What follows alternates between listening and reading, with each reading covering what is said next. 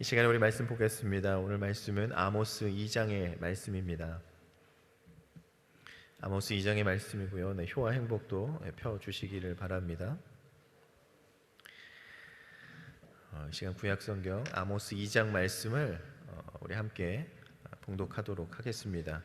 여호와께서 가라사대 모압의 서너 가지 죄로 인하여 내가 그 벌을 돌이키지 아니하리니 이는 저가 에돔 왕의 뼈를 불살라 회를 만들었음이라. 내가 모압에 불을 보내리니 그리옷 궁궐들을 사르리라. 모압이 요란함과 외침과 나팔 소리 중에서 죽을 것이라. 내가 그 중에서 재판장을 멸하며 방백들을 저와 함께 죽이리라. 이는 여호와의 말씀이니라. 여호와께서 가라사대 유다의 서너 가지 죄로 인하여 내가 그 벌을 돌이키지 아니하리니 이는 저희가 여호와의 율법을 멸시하며 그 율례를 지키지 아니하고 그 열조를 따라가던 거짓 것을 미혹하였음이라. 내가 유다의 본을 보내니 예루살렘의 궁궐을 불사르리라. 여호와께서 가라사대 이스라엘의 서너 가지 죄로 인하여 내가 그 벌을 돌이키지 아니하리니 이는 저희가 은을 받고 의인을 팔며 신 한 켤레를 받고 궁핍한 자를 팔며 가난한 자의 머리에 있는 티끌을 탐내며 겸손한 자의 길을 굽게 하며 부자가 한 젊은 여인에게 다녀서 나의 거룩한 이름을 더럽히며 모든 단 옆에서 전당 잡은 옷 위에 놓으며 저희 신의 전에서 벌금으로 얻은 포도주를 마심이니라. 내가 아모리 사람의 저희 앞에서 멸하였나니 그 키는 백향목 높이와 같고 강하기는 상수리 나무 같으나 내가 그 위에 열매와 그 아래 뿌리를 진멸하지 아니하였느니라. 내가 너희를 애굽 땅에서 이끌어내어 40년 동안 광야에서 인도하고 아모리 사람의 땅을 너희로 차지하게 하였고 또 너희 아들 중에서 선지자를 너희 청년 중에서 나시르 사람을 일으켰나니 이스라엘 자손들아 과연 그렇지 아니하냐? 이는 여호와의 말씀이니라. 그러나 너희가 나시르 사람으로 포도주를 마시게 하며 또 선지자에게 명하여 예언하지 말라 하였느니라. 곡식단을 가득히 실은 수레가 흙을 누름같이 내가 너희 자리에 너희를 누름이니 빨리 다름박질을 하는 자도 도망할 수 없으며 강한 자도 자기 힘을 낼 수 없으며 용사도 피할 수 없으며 활을 가진 자도 설 수 없으며 발이 빠른 자도 피할 수 없으며 말 타는 자도 피할 수 없고 용사 중에 굳센 자는 그날에 벌거벗고야 도망하리라. 이는 여호와의 말씀이니라. 아멘. 네, 우리 9월 7일 효와 행복 보시겠습니다. 제목은 타산지석입니다. 우리 요절 말씀 아모스 2장 6절 말씀 우리 함께 봉독하겠습니다. 여호와께서 가라사대 이스라엘의 서너 가지 죄로 인하여 내가 그들 벌을 돌리리니 이는 저희가 은을 받고 의인을 팔며 신 한 켤레를 받고 궁핍한 자를 팔며. 아멘. 우리 함께 요한복 계속해서 읽겠습니다. 타산지석이라는 말이 있다. 다른 산에서 나는 보잘것없는 돌이라도 자기의 옥을 가는 데에 소용이 된다는 뜻이다. 즉 다른 사람의 허물을 보고 자신의 모습을 반성한다는 의미이다. 남유다 출신 아모스는 북이스라엘 땅에 가서 북이스라엘 백성들을 향하여 각 나라의 멸망을 선포한다. 왜 그럴까? 남이 잘못돼서 고소하다는 이야기를 하기 위해서일까? 그것은 북이스라엘 백성들에게 깨달음을 주기 위해서였다. 바로 타산지석의 교훈이다. 아모스는 앞장에서 다메섹, 가사와 두로, 에돔 그리고 암몬의 멸망을 차례로 선포했고 이어 본장의 모압의 멸망을 선포한다. 모압의 죄목은 배신한 에돔 왕의 뼈를 불살라 회를 만드는 잔악한 행위를 한 것이다. 7번째 심판 대상은 남유다이다. 과거 이스라엘과 한 나라였던 남유다, 다윗 왕조를 이끌어 가고 있는 남유다의 범죄는 다른 주변 국가들의 범죄를 초월한다. 그들은 하나님의 백성이라고 하면서도 하나님의 율례를 지키지 아니하고 율법을 멸시했고 결국 남유다도 다른 나라들과 똑같은 운명에 처한다. 7 국가들의 멸망이 선포될 때 북이스라엘 백성들은 하나님의 공의로우시기 때문에 열국이 심판받는 것은 마땅하다고 생각했을지 모른다. 고개를 끄덕거리며 미소를 지었을지도 모른다. 그러나 하나님께서 각 나라들의 멸망을 북이스라엘 백성들이 듣도록 선포하신 것은 그들이 이를 듣고 타산지석으로 삼기에 원하셨기 때문이다. 북이스라엘에게도 죄가 넘쳐나고 있었다.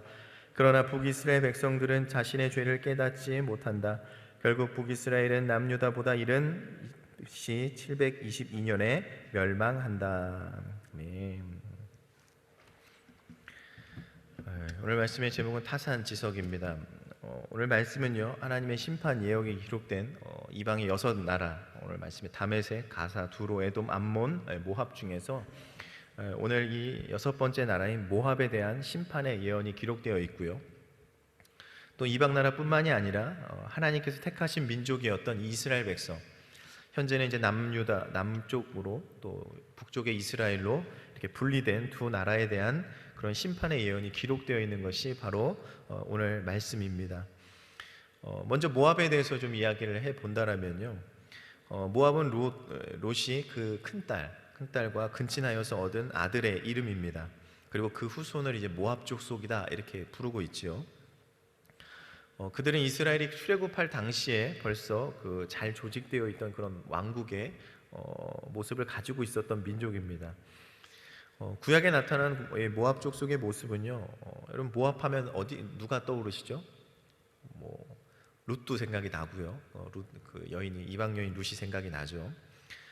그런데 성경에 보면 거의 이 모압의 모습은요, 이스라엘 민족을 대적하는 모습들이 대부분 이 모압의 표현으로 나타납니다. 출애굽 때만 해도요, 모압 왕 발락이 선지자 발람을 통해서 이 출애굽한 이스라엘 백성들을 저주하려고 했었고요.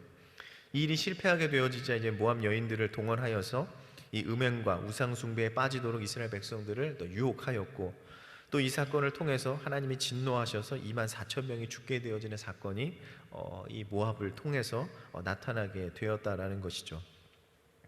이런 모압을 하나님께서 심판을 하시는데, 오늘 말씀에 보면요, 그 모압을 심판하시는 이유가 이는 저가 에돔 왕의 뼈를 불살라 회를 만들었음이니라 라고 이야기를 하고 있습니다. 이 말씀의 배경은 아마도 그 남유다 왕 여호사밧 시대에 이제 북이스라엘의 왕이 이 모압을 정복하기 위해서 이 남유다 왕과 또 에돔 연합군을 모아가지고 전쟁을 하게 된 일이 있었습니다. 이 전쟁에서 모압 왕 메사가 아마 에돔 왕에게 이러한 행위를 했을 것이다 라고 추측이 되어집니다. 그때 당시 이제 에돔 왕의 시신을 불태웠다라는 거예요. 그리고 그 뼈를 이제 불살라서 재로 만들었다라는 거예요. 그러니까 시신도 훼손했고 그 뼈도 재로 만들어서 굉장히 그 시체를 함부로 다루게 되었다라는 것이죠. 이렇게 하였다라는 것은요, 결국에는 그 당시의 문화로 보나 그 모든 과정으로 보나 이 적국에 대한, 그러니까 적국이라고 하면 이제 북이스라엘과 남유다를 이야기를 하는 거죠. 거기에 대한 복수를 의미하고 있다라는 것이죠. 다시 말해서 그 에돔 왕국에 대한 이스라엘 동맹군이었던 그 에돔 왕에 대한 이 모압의 태도는 이스라엘을 향하였던 이 모독의 행위였다라는 것입니다. 이스라엘을 모욕했다라는 건 다시 말하면 무엇이죠? 결국에는 하나님을 모독하는 행위가 되었다라는 것입니다. 그러니 모압, 너 나를 모욕했으니 너는 심판을 받게 될 것이다 라고 말씀을 하시는 것이죠. 그리고 하나님께서는 이방의 민족이 6민족으로 그치지 아니하고요, 이제는 남유다와 북이스라엘까지도 하나님께서 심판하시겠다라고 말씀을 하십니다. 여기서 아모스는요, 이 남유다와 북이스라엘을 비롯하여 비록 이제 하나님의 택함을 받은 민족이라고 할지라도 그 나라도 죄를 범하게 되어진다라면 결국에 이방 나라들과 똑같이 하나님의 심판을 피할 수 없다라고 말씀하고 있다라는 것입니다.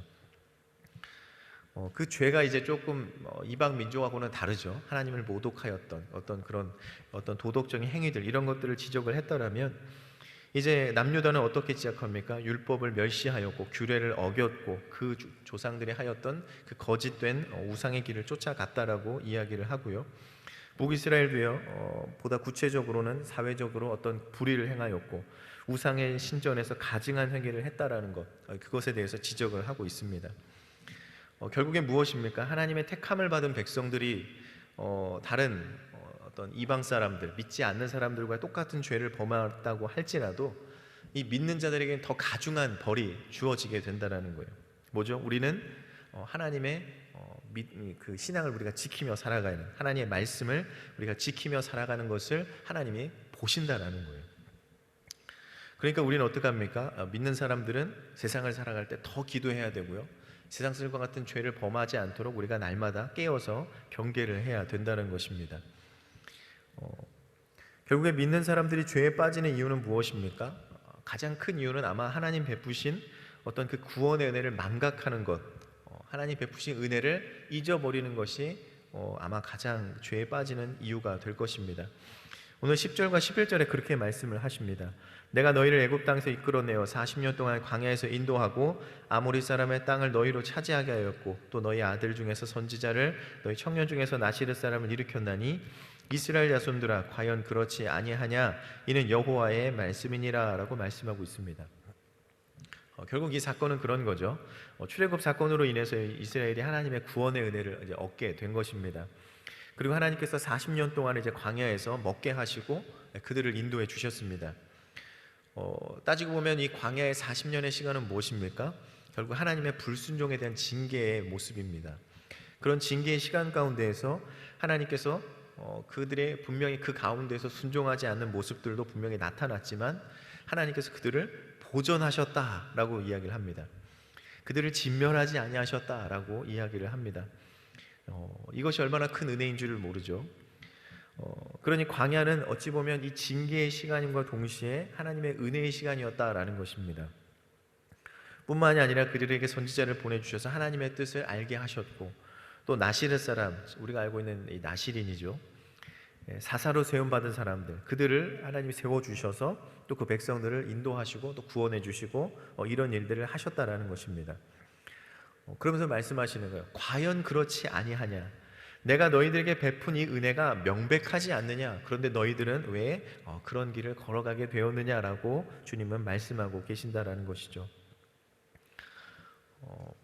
하나님의 선택받은 백성이라 할지라도 결국에 하나님의 뜻대로 살지 못하면 징계를 한다는 것을 오늘 말씀을 통해서 우리가 분명히 깨닫게 되어집니다. 그럼 오늘 말씀을 통하여서 우리가 하나님의 징계가 임하게 되어지는 모습이 분명히 세 가지 이유로 나타나게 되어집니다. 먼저는 우리가 하나님의 말씀을 멸시할 때라는 것이죠. 오늘 본문 4절의 말씀을 보면요, 율법을 멸시하며 라고 말씀하고 있습니다. 멸시한다라는 말의 기본 의미가 무엇이냐면 내쫓다, 증오하다라는 것입니다. 이것은 그냥 하찮은 것, 어떻게 보면 경멸히 여기는 정도로 나와 상관이 없는 말씀이다, 나와 상관이 없는 그런 것이다 라고 싫어하면서 관계를 끊어버리는 것이 바로 이 멸시라는 것이죠. 그러면 구약에 하나님이 주신 그 율법이 뭡니까? 여기서 말한 율법을 멸시했다라는 그 율법, 하나님께서 당시 그 이스라엘 백성들과 맺었던 그 어떻게 보면 선민이 된 그 이스라엘 백성들에게 주신 어떤 행위의 법을 말씀하고 있는 거예요. 다시 말하면 우리가 지금 지키고 있는 어떤 법과 같은 그런 것이 바로 이 율법이죠. 그럼에도 불구하고요, 하나님께서 주신 이 율법, 하나님께서 그 백성들에게 지키라고 명령하셨던 그 법을 그들이 나와 상관없는 것으로 여겼다라는 것입니다. 다시 말하면 이게 무엇을 의미하는 것이죠? 우리는 하나님과 관계가 없다라는 거예요. 없다라는 거예요.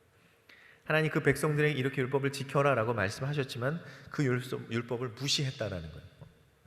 멸시했다라는 거예요. 내쫓았다라는 거예요. 결국에 뭡니까? 하나님과의 언약적인 그 관계도 그들이 부인하고 있다라는 것이죠. 구약에서 하시는 말씀을 보면 뭡니까? 율법을 준행하면 너희가 복을 받게 되어진다라고 말씀을 하셨어요. 그럼에도 불구하고 그들은 어떤 길을 걸어갔습니까? 우상숭배 길을 걸어가게 되었다라는 거예요. 그러니 주님 말씀하시는 거예요. 너희들 율법을 멸시하였으니, 내 말대로 준행하지 아니하였으니 너희들은 심판을 받게 되어진다라고 이야기를 합니다. 여러분, 이스라엘 백성들이 택함 받은 것이 어떤 이유입니까? 하나님의 어떻게 보면 무조건적인 은혜였다라는 것이죠. 이 은혜를 망각하고 하나님이 주신 율법도 무시하고 그렇게 되어지니 결국에 그 민족이 하나님의 심판을 받게 되어진다는 것입니다. 우리도 마찬가지죠. 하나님이 우리를 부르시고 이 자리에 우리가 서게 된 것, 하나님의 자녀가 된 것, 그 하나님의 은혜임을 여러분 믿으십니까? 네. 그러니 우리가 자랑할 것이 없고 교만할 것이 없다는 것, 하나님의 말씀을 우리가 듣고 그 말씀을 따라서 우리가 살아가는 것이, 우리가 오직 예수님만 자랑하는 것이 우리 그리스도인들의 모습임을 여러분 기억하시기 바랍니다. 둘째로요, 율례를 지키지 않았을 때 징계를 받게 되어집니다. 사전에 그러죠. 율례를 지키지 아니하고라고 이야기를 합니다. 율례는 이제 규례와 법도 이렇게 표현을 합니다. 이 율례라는 그 뜻을 보면 색이다, 윤곽을 그리다라는 이야기입니다. 결국에는 우리가 반드시 지켜야 될 의무를 강조할 때 이렇게 율례라는 표현을 씁니다. 하나님께서 이 백성들에게 율법을 주시고 또 그렇게 백성들이 어떻게 말씀하십니까? 너희가 이것을 지켜야 된다라고 말씀을 하셔요. 신명기 6장의 말씀에 보면 이렇게 되어 있습니다. 이는 곧 너희 하나님 여호와께서 너희에게 가르치라 명하신 바 명령과 규례와 법도라. 너희가 건너가서 얻을 땅에서 행할 것이니 곧 너와 내 아들과 내 손자로 평생에 내 하나님 여호와를 경외하며 내가 너희에게 명한 그 모든 규례와 명령을 지키기 위한 것이며 또 내 날에 장구하기 위한 것이다 라고 말씀을 하셨다라는 거예요. 그리고 그 율법에 대해서 뭐라고 말씀하십니까? 너는 마음을 다하고 성품을 다하고 힘을 다하여 내 하나님 여호와를 사랑하라. 오늘날 내게 명한 이 말씀을 내가 마음에 새기고 내 자녀에게 부지런히 가르치며 집에 앉았을 때든지 길에 행할 때든지 누워 있을 때든지 일어날 때든지 말씀을 강론할 것이며 너는 또 그것을 내 손목에 매며 기호를 삼고 내 미간에 표를 삼고 또 내 집 문설주와 바깥문에 기록할지니라 라고 말씀하고 있습니다. 하나님께서 율법을 주신 이유는 우리가 이 땅에 성결한 삶을 살기 위한 것임을 우리는 분명히 알고 있습니다. 하나님의 거룩한 백성들이 하나님의 말씀을 떠나게 되었을 때 바로 그것이 죄악이었다는 것을 우리는 성경을 통해서 계속해서 보게 되어집니다. 정말 이것은 하나님의 명령임과 동시에요, 하나님께서 그 택한 백성들에게 그 율법을 지키는 자 하나님께서 복 주시겠다라고 하는 어찌 보면 복을 얻기 위한 어떤 방법인 것을 우리는 보게 되어집니다.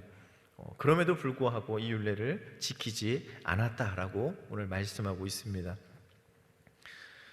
세 번째로 거짓된 것에 미혹될 때 우리는 징계를 받게 되어집니다. 4절에 보면 거짓 것에 우리가 미혹하였음이라라고 말씀을 하는데요. 미혹됐다라는 건 결국에는 곁길로 가게 되어지고 길을 잃어버렸다라는 뜻에 가지고 있습니다. 거짓된 것을 바라보니 그 길로 걸어가게 되었고 결국엔 길을 잃어버리게 되었다라는 것이죠. 하나님께서는 백성들이 하나님의 뜻을 따라 살아가기를 원하고 계십니다. 그리고 오직 하나님의 영광을 위해 살아가기를 지금도 원하고 계십니다. 그러나 유다 백성들이 걸어갔던 길은 뭐죠? 거짓된 길을 걸어갔다라는 거예요. 우상 숭배로 마음을 빼앗기고 하나님을 섬겨야 될 본문에서 이탈해버리고 말았다라는 것입니다. 하나님께서 그 이탈한 백성들에게 다시 돌이키기 위해서, 바른 길로 돌아오기 위해서 지금 징계의 매를 드셨다라는 것입니다. 지금 우리가 살아가는 우리 신앙생활 가운데요, 여러분, 우리를 미혹하는 가장 큰 어떤 우상과 같은 어떤 신앙의 큰 어떤 자만심이 아닐까라는 생각을 하게 되어집니다. 우리가 신앙 가운데 이 자만심이 굉장히 위험합니다. 어떤 것들이 있죠? 우리가 이만하면 됐다라는 거죠. 우리가 한 만큼 했다라는 거예요. 예전에는 잘했다라는 거예요. 우리가 이 정도 신앙생활하면 잘하고 있다라고 스스로가 만족하게 되어질 때 가장 위험한 때라고 생각을 한다라는 것이죠. 이런 생각들이 우리의 신앙을 멈추게 만들고요, 이런 거짓된 생각들이 나를 속이고 또 우리 속에서 하나님을 더 뜨겁게 찾으려고 하는 생각들을 지워버리고 있다는 것입니다. 여러분, 날마다 우리 이런 것들을 경계해야 돼요. 늘 어땠죠? 백성들이 범죄할 때는 어느 정도 잘 살게 되었을 때, 평안해졌을 때 하나님을 잃어버렸다라는 거예요. 우리 신앙생활에 아무 일도 없다고 생각되어지는 것 아니요. 늘 신앙생활은 기도의 제목이 있어야 되고요, 늘 우리는 그것을 가지고 계속해서 기도하는 삶을 살아야 우리가 신앙이 뒤처지지 않고 또 우리가 신앙이 교만해지지 않고 우리가 스스로가 자만하지 않을 수가 있다라는 것입니다. 우리가 이런 어떤 신앙에 안주하는 것들, 이런 신앙의 자만함들, 이런 것들이 왜 생깁니까? 어쩌면 지금도 우리 가운데, 우리 삶 가운데 하나님이 이 믿지 않는 자들, 또 어찌 보면 하나님께 죄를 범한 자들을 징계하는 모습들을 우리가 눈으로 보고 있을지 몰라요. 하지만 그것이 다른 사람의 이야기로 생각될 때가 있다는 것입니다. 우리가 그 징계의 모습을 보고도요, 정말 돌이키지 못하고 하나님의 뜻대로 살지 못하고 그냥 스스로의 어떤 신앙의 만족함을 위해서 걸어가고 있을 수 있다라는 것입니다. 그래서 오늘 말씀을 통하여서요, 여러분이 구약의 모습들 여러분 잊어버리지 마시기 바랍니다. 하나님의 택한 백성들이었어요. 하나님이 인도하신 백성들이었습니다. 정말 그들을 택하셔서 선민이고 구원하시고 기적을 베풀었던 그 민족이에요. 그들에게 하나님의 말씀을 주셨고 이 말씀을 따라 살아가는 것 복이 된다고 말씀을 하셨지만 결국에 자기 뜻대로 살아갔던 모습을 보게 되어지고요, 또 그들이 징계를 받는 것을 우리는 보게 되어집니다. 여러분, 이것을 여러분 타산지석으로 삼으시기를 바랍니다. 정말 하나님의 말씀 여러분 멸시하지 마시고요, 하나님의 말씀을 여러분 늘 준행하시면서 이 땅 가운데 정말 거짓된 것에 미혹되지 않고 내 스스로의 신앙에 거짓된 그런 만족함, 자만심으로 또 교만함으로 우리가 살아가지 않도록 하나님 보시기에 온전한 신앙생활을 우리가 해 나아가는 그런 믿음의 사람들, 주님의 증인된 우리 성도들 되시기를 주님의 이름으로 간절히 축원을 드립니다. 하나님 아버지 감사합니다. 아버지, 오늘 우리 구약의 말씀을 통하여서 하나님 이것이 지금 우리들의 모습이 아닌지 우리가 보게 되어집니다. 하나님의 말씀을 주셨고 우리에게 은혜 베풀어 주셨지만 지금 우리가 주님의 뜻대로 살지 못하고 복음을 위해 살지 못하고 우리 입술로 예수 그리스도를 자랑하지 못할 때가 너무나도 많이 있습니다. 하나님, 우리 신앙의 모습에 안주하지 않게 하시고 우리가 드리는 이 신앙의 행위가 그냥 정말 보기에 내 스스로가 이것으로 만족하지 아니하고 더 뜨겁게 주님을 찾고 기도하는 자리에 설 수 있도록 주님 역사하여 주시옵소서. 그럴 때 주님 그 백성에게 복을 주시겠다고 말씀하여 주셨사오니 하나님, 이러한 복을 우리가 날마다 누리며 세상 가운데 주님의 그 놀라운 은혜를 간증하며 살아가는 우리 모든 성도들 되게 하여 주시옵소서. 감사드리며 예수님의 이름으로 기도하옵나이다. 아멘.